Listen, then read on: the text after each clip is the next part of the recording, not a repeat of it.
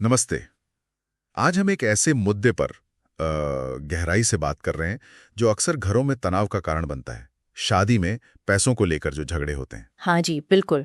पहली नज़र में तो लगता है कि भाई खर्चों पर या बचत पर सहमति नहीं बन पा रही, लेकिन हमारा जो स्रोत है, शादी और पैसे का रिश्ता, असली वजह और समाधान, वो बताता है कि बात इससे कहीं ज्यादा गहरी है। बिल्कुल बिल्कुल, स्रोत यही कहता है कि ये जो ऊपर ऊपर की बातें हैं ना, जैसे तुम ज्यादा खर्च करते हो, हाँ, या तुम्हें बचत की पड़ी ही नहीं है। हाँ, ये तो सिर्फ लक्षण है। मतलब असल मुद्दा कुछ और ही होता है। तो आज हम इन्हीं असली वजहों को क्या कहते हैं, समझने की कोशिश करेंगे। जरूर। तो पहली वजह जो स्रोत बताता है वो है पैसों को लेकर अलग अलग परवरिश, फाइनेंशियल अपब्रिंगिंग जिसे कहते हैं। हाँ, ये कैसे असर डालता है? सुनने में तो बड़ा सामान्य सा लगता है। देखिए, इसका असर बहुत गहरा हो सकता है एक्चुअली। आप सोचिए, मान लीजिए एक साथी ऐसे घर से है जहाँ एक एक पैसा बचाना सिखाया गया, बिल्कुल जरूरत पर ही खर्च करना। अच्छा। और दूसरा शायद ऐसे माहौल से जहां जरूरत पड़ने पर थोड़ा लोन लेना या थोड़ा खुलकर खर्च करना वो सामान्य था। हाँ, हो सकता है। तो अब जब ये दोनों साथ आते हैं तो एक को लगेगा कि दूसरा कितना कंजूस है, हर चीज में रोक टोक, और दूसरे को लगेगा कि पहला साथी कितना लापरवाह है, भविष्य की कोई चिंता ही नहीं। सही बात है। तो ये सिर्फ पैसों का झगड़ा नहीं रहता, ये फिर सुरक्षा, भविष्य, भरोसा, इन सब गहरी भावनाओं से जुड़ जाता है ना? बिल्कुल, ये बात तो है कि बचपन की बातें अनजाने में आज टकराव पैदा कर रही हैं। अच्छा, स्रोत में एक और बात है, शक्ति और नियंत्रण, पावर एंड कंट्रोल डायनामिक्स। इसका क्या लेना देना है पैसों के झगड़ों से? ये भी बहुत अहम है। देखिए, कई बार हमें पता भी नहीं चलता पर पैसा रिश्ते में एक तरह से ताकत का सिंबल बन जाता है। अच्छा। कैसे? जैसे कि कौन ज्यादा कमा रहा है, घर के जो बड़े फाइनेंशियल फैसले हैं वो कौन ले रहा है, किसके नाम पे प्रॉपर्टी है, ये सारी बातें अनजाने में पावर बैलेंस को तय करती हैं। और अगर किसी एक साथी को लगता है कि भाई मेरी आर्थिक स्थिति कमजोर है या मेरी आवाज सुनी नहीं जा रही फैसलों में, हाँ। तो फिर पैसों पर जो बहस होती है वो असल में कंट्रोल की, बराबरी की लड़ाई बन जाती है। हाँ। चाहे वो खुलकर बोले या ना बोले। यानी पैसा सिर्फ लेन देन का जरिया नहीं, रिश्ते में स्टेटस या रुतबे का भी एक पैमाना बन सकता है, अनजाने में ही सही। बिल्कुल। और फिर तीसरा पॉइंट है बातचीत की कमी, कम्युनिकेशन ब्रेकडाउन।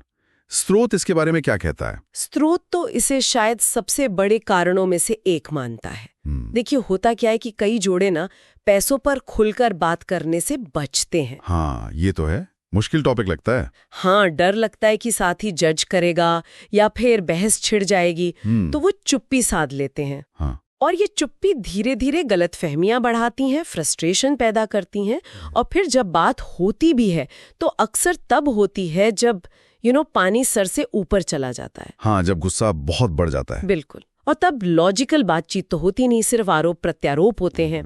तो पैसों से जुड़े जो डर हैं, सपने हैं, लक्ष्य हैं, इन पर रेगुलर ईमानदारी से बात ना होना, ये तनाव की बहुत बड़ी जड़ है। सही कहा, मुश्किल विषयों से अक्सर बचा ही जाता है।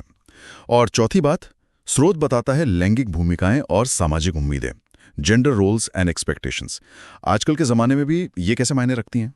देखिए, समाज की वो पुरानी सोच के पुरुष कमाएगा, महिला घर संभालेगी, हाँ। वो आज भी कहीं ना कहीं लोगों के दिमाग में है। लेकिन हकीकत क्या है? ज्यादातर घरों में अब दोनों साथी काम करते हैं, कमाते हैं। बिल्कुल। तो ऐसे में फिर सवाल उठते हैं, अच्छा, पैसों का मैनेजमेंट कौन देखेगा, इन्वेस्टमेंट कौन तय करेगा, घर के खर्चों में किसकी कितनी जिम्मेदारी होगी? हाँ, ये सवाल तो उठते हैं। तो ये जो पुरानी उम्मीदें हैं, जब वो आज की सच्चाई से टकराती हैं तो एक नए तरह का तनाव पैदा होता है। कौन कितना योगदान दे रहा है, इसको लेकर अनकही सी एक खींचतान चलती रहती है। अच्छा, तो मतलब ये चार गहरी वजह हैं, परवरिश, पावर डायनामिक्स, बातचीत की कमी और जेंडर रूल्स। इनको समझने के बाद स्रोत हल क्या बताता है? क्या पैसा ही विलन है? नहीं नहीं, बिल्कुल नहीं।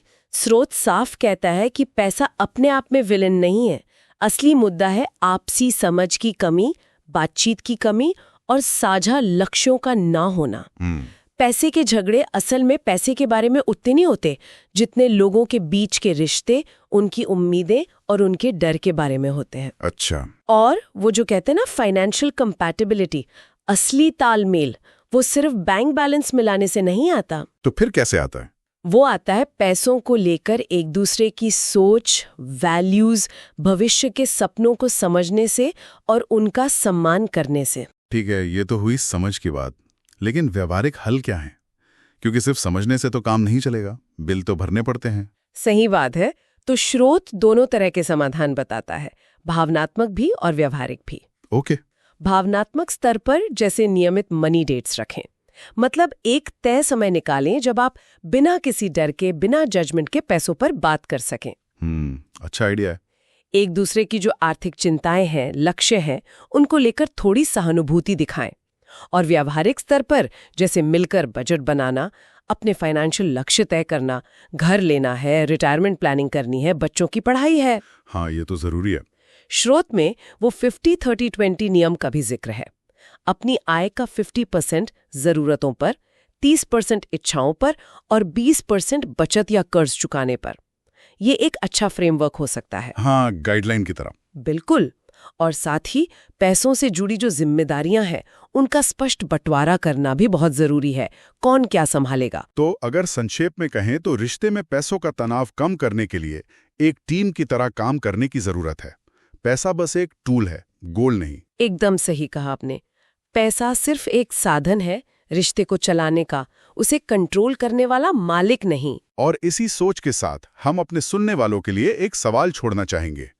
क्या पैसों पर अलग सोच रखना हमेशा टकराव ही लाता है, या फिर इन अलग-अलग नजरियों को समझने, उनका सम्मान करने और मिलकर एक बीच का रास्ता निकालने की कोशिश में ही रिश्ते की असली ताकत और गहराई छिपी हो सकती है? इस पर जरूर सोचिएगा।